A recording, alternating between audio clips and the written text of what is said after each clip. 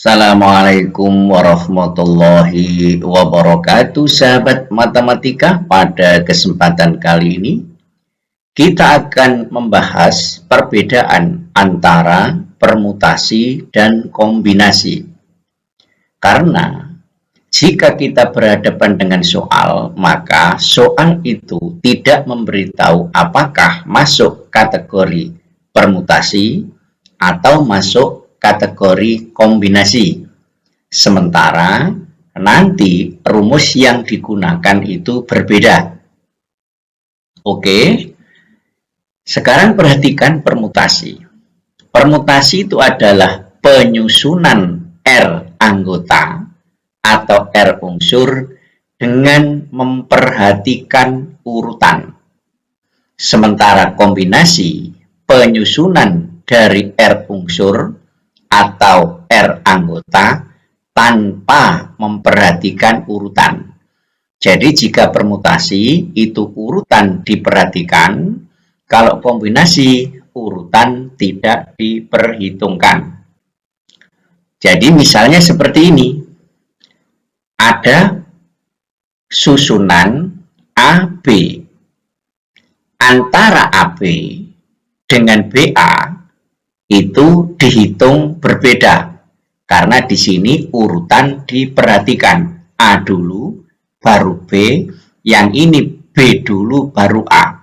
Karena urutan diperhatikan, maka ini sudah dihitung sebanyak 2, yaitu AB dan BA.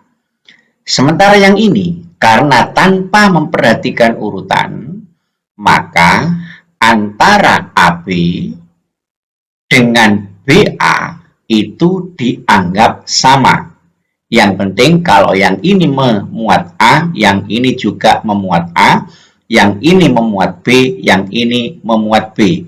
Sehingga karena tanpa memperhatikan urutan, maka AB dan BA ini dianggap sama, sehingga yang ini terhitung 1. Begitu juga misalnya ada PQR dengan PRQ itu dianggap berbeda karena di sini urutan diperhatikan. Sementara menurut kombinasi tanpa memperhatikan urutan berarti antara PQR dengan PRQ itu dianggap sama. Sekarang perhatikan penggunaannya. Tentukan banyaknya cara menyusun bilangan yang terdiri dari 3 angka yang disusun dari angka-angka 3, 5, 7. Berarti kita membentuk bilangan yang terdiri dari 3 angka atau 3 digit. Misalnya di sini bilangan pertama 357. Kira-kira jika ini saya balik 375, apakah 357 berbeda dengan 375? Tentu berbeda. Maka ini artinya apa? Urutan diperhatikan. Kemudian berikutnya adalah 5, 3, 7. Apakah sama dengan 5, 7, 3? Tentu berbeda. Kemudian yang berikutnya adalah 7, 3, 5 dengan 7, 5, 3. Ini juga tentu angka yang berbeda. Sehingga banyaknya susunan bilangan yang terdiri dari 3 angka yang disusun dari angka-angka 3, 5, dan 7 ada sebanyak 1, 2, 3, 4, 5, 6. Ada 6 cara. Selanjutnya perhatikan contoh untuk kombinasi. Dari 3 orang siswa, yaitu Adi, Boni, dan Cici, akan dipilih 2 orang siswa untuk mengikuti lomba. Tentukan banyaknya cara memilih kedua orang tersebut. Di sini ada 3 orang, dipilih 2. Misalkan yang terpilih adalah Adi sama Boni. Pertanyaannya, jika ada orang yang bertanya siapa yang terpilih, Adi dan Boni, Yang lain menjawab, yang terpilih Boni dan Adi. Kira-kira sama enggak orangnya? Jadi orang menanyakan, yang terpilih siapa? Adi dan Boni. Anak yang lain menjawab, yang terpilih adalah Boni dan Adi. Kira-kira sama enggak Adi dan Boni sama Boni dan Adi? Jelas sama, karena orangnya juga sama. Kemudian bisa jadi yang terpilih adalah Adi dan Cici dengan cara yang sama. Adi dan Cici atau Cici dan Adi itu adalah sama. Karena jika ditanya yang terpilih Adi dan Cici atau Cici dan Adi kan sama saja.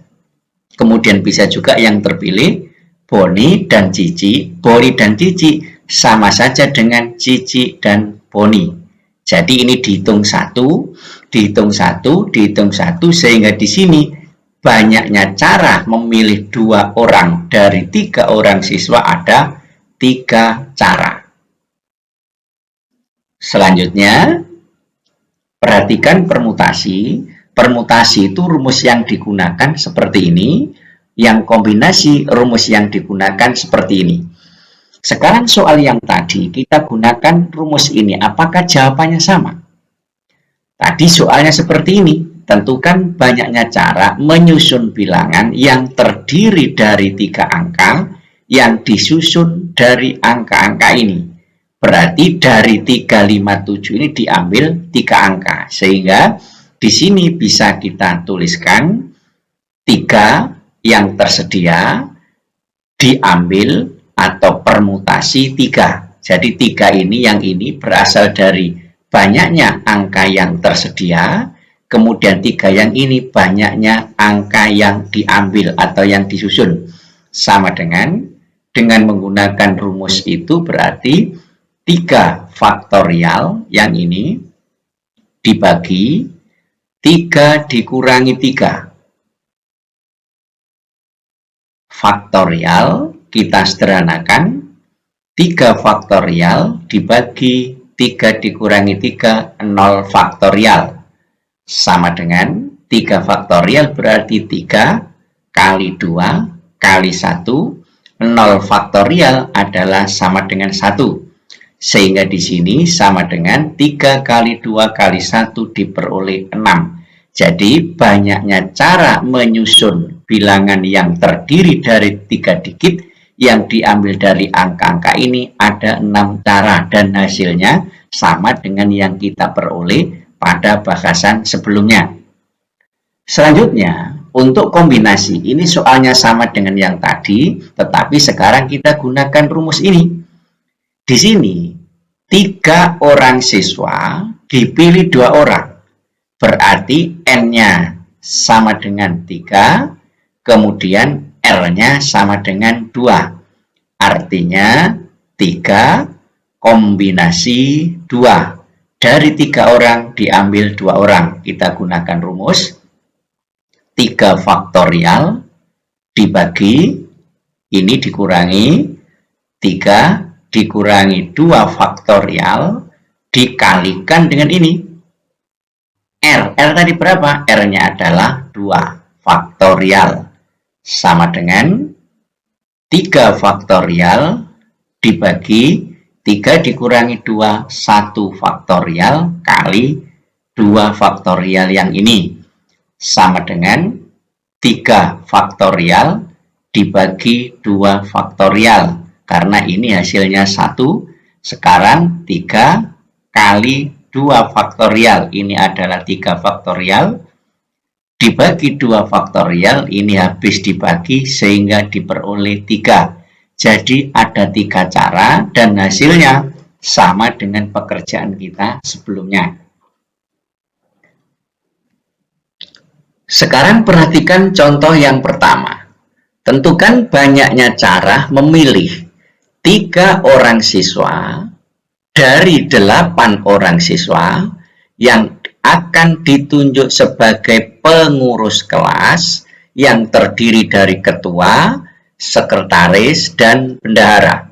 Sekarang pertanyaannya, contoh 1 ini masuk kategori atau jenis permutasi apa kombinasi? Nah, ini bisa kita Cermati, misalnya sekarang, ketuanya yang terpilih adalah Budi, misalnya.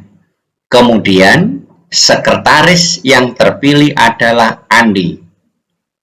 Kemudian, bendahara yang terpilih misalnya Cici.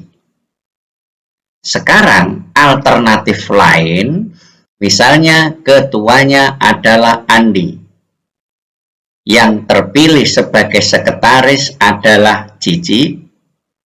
Dan yang terpilih sebagai bendahara adalah Budi. Sekarang perhatikan antara kondisi yang atas ini dengan kondisi yang bawah, sama apa tidak? Ketuanya Budi, di sini ketuanya Andi, jelas kondisi pertama dengan kondisi yang kedua ini berbeda. Artinya apa? Artinya urutan itu diperhatikan karena di sini ada jabatannya. Karena urutan diperhatikan, maka masuk jenis permutasi sehingga rumus yang digunakan adalah ini. N-nya adalah banyaknya orang yang tersedia, yaitu 8. Permutasi diambil 3 orang. Sama dengan 8 faktorial dibagi N-nya 8 dikurangi 3 faktorial. Kita sederhanakan, 8 faktorial dibagi 8 dikurangi 3, 5 faktorial. Kita jadikan bentuk perkalian sampai di angka 5 faktorial. Berarti 8 kali 7 kali 6 kali 5 faktorial dibagi 5 faktorial. Ini habis dibagi sehingga hasilnya sama dengan 8 kali 7 kali 6 yaitu 336. Jadi ada 336 cara dalam pembentukan pengurus itu. Sekarang perhatikan contoh yang kedua bedanya. Sama-sama memilih 3 orang dari 8 orang. Di sini ditunjuk sebagai pengurus kelas. Misalnya sekarang pengurus kelas yang terpilih siapa? Misalnya pengurus kelas yang terpilih adalah Andi, Budi, Cici. Yang lain bilang pengurus kelas yang terpilih siapa? Oh, yang terpilih Budi, Cici, Andi. Kira-kira kondisi pertama dengan kedua ini sama apa tidak? Ingat, di sini tidak ada jabatan. Jadi ditanya orang, yang terpilih siapa? Andi, Budi, Cici. Yang lain menjawab Budi, Cici, Andi. Tentu ini adalah sama. Sehingga ABC dengan BC ini dianggap sama dan dihitung 1. Karena itu ini tidak memperhatikan urutan. Jelas kenapa? Karena tidak ada jabatan ketua, sekretaris, bendahara. Tapi hanya memilih 3 orang. Siapa yang terpilih? Andi, Budi, Cici, atau Bundi, Cici, Adi itu sama saja. Sehingga ini masuk kategori kombinasi, maka rumus yang digunakan ini. Dari 8 orang, dipilih 3 orang. Sama dengan 8 faktorial dibagi, ini 8 dikurangi 3 faktorial kali R lagi, yaitu 3 faktorial.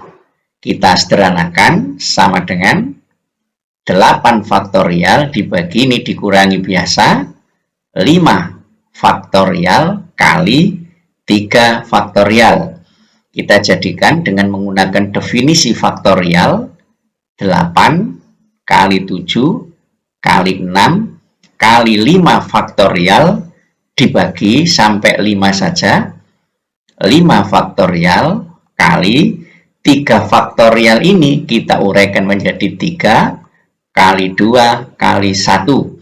Sekarang kita sederhanakan, ini 5 dibagi habis, kemudian 3 kali 2 itu hasilnya 6, sehingga tinggal 8 kali 7 sama dengan 56. Jadi ada 56 cara dalam pemilihan pengurus itu. Selanjutnya contoh yang ketiga. Seorang siswa harus menjawab 8 soal dari 10 soal yang diujikan. Dengan syarat 5 soal pertama harus dijawab. Ada berapa cara siswa itu memilih soal-soal yang akan dikerjakan? Ingat di sini, 5 soal harus dijawab. 5 soal yang pertama. Berarti sudah tidak ada pilihan. Kita tidak memilih. Soal nomor 1 sampai nomor 5 harus dijawab, berarti tidak kita perhitungkan. Sehingga di sini sisa soal tinggal 5. Karena soal tadi ada 10, nomor 1 sampai nomor 5 sudah dijawab sehingga tinggal sisa 5. Kemudian harus menjawab 8 soal. Padahal di sini yang 5 soal sudah dijawab. Maka dia punya kewajiban menjawab soal sebanyak 3 lagi. Karena ada kewajiban menjawab soal, kemudian 5 soal sudah dijawab, harus dijawab, maka tinggal ada 3 soal lagi yang harus dikerjakan selain soal nomor 1 sampai yang nomor 5 tadi. Dari 5 soal sisa ini, dipilih 3 soal. Pertanyaannya, masuk kombinasi atau permutasi. Misalnya, yang terjawab soal nomor 6, 7, 8. Ada yang lain menjawab, oh yang terjawab itu soal nomor 7, nomor 8, sama nomor 6. Kira-kira kondisi ini sama apa tidak? Jelas kondisi ini sama. Soal nomor 6, 7, 8 atau nomor 7, nomor 8, nomor 6 adalah sama. Maka jelas ini masuk kombinasi sehingga rumus yang digunakan ini. Karena urutan soal ini, urutan nomor soal tidak diperhatikan. Ada 5 soal, dipilih 3 soal. Berarti di sini 5 kombinasi 3 sama dengan 5 faktorial dibagi ini dikurangi 5 dikurangi 3 faktorial kali ini lagi 3 faktorial sama dengan 5 faktorial dibagi 5 dikurangi 3 2 faktorial kali 3 faktorial sama dengan ini dihitung biasa sampai dengan berakhir pada 3 faktorial sehingga nanti tinggal 5 kali 4 20 dibagi 2 diperoleh 10. Jadi ada 10 cara mengerjakan soal tersebut. Sekarang contoh yang keempat. 3 siswa ingin makan bersama di sebuah restoran. Ada 3 siswa akan makan bersama di sebuah restoran. Berarti di sini orangnya ada 3, kemudian di sini terdapat 8 restoran. Berapa banyak cara yang dapat dipilih jika 1 siswa hanya boleh makan di 1 restoran? Pertanyaannya, masuk kombinasi apa permutasi? Tinggal begitu. Ingat dari tadi 3 orang. Kemudian ada 8 restoran. Sekarang kita gambarkan begini saja. Misalkan Budi di restoran A. Kemudian Andi di restoran B, misalnya begitu. Sekarang kondisi yang lain, Budi di restoran B. Kemudian Andi di restoran A. Jika ditanya seperti ini, siapa yang di restoran A? Budi. Yang lain siapa yang di restoran A? Andi. Kira-kira sama enggak? Tentu berbeda. Ditanya lagi, siapa yang di restoran B? Andi. Terus dijawab lagi, siapa yang di restoran B? Budi. Jelas kondisinya berbeda. Maka ini urutan diperhatikan sehingga masuk kategori atau jenis permutasi. Jadi, rumus yang digunakan adalah rumus permutasi yang ini. Di sini jelas N-nya ini adalah 8, jadi 8 restoran, kemudian orangnya ada 3.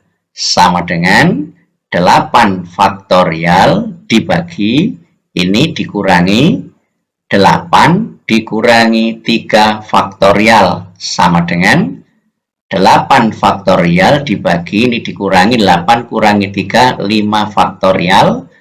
Sama dengan 8 kali 7 kali 6 kali 5 faktorial dibagi, ini 5 faktorial. Ini disederhanakan, habis dibagi, tinggal 8 kali 7 kali 6 diperoleh 336. Jadi ada 336 cara. Sekali lagi, beda antara permutasi dan kombinasi adalah kalau permutasi itu urutan diperhatikan, sedangkan kalau kombinasi urutan tidak diperhatikan. Jika AB itu berbeda dengan BA, maka masuk permutasi. Akan tetapi jika AB dan BA itu sama, maka masuk kombinasi.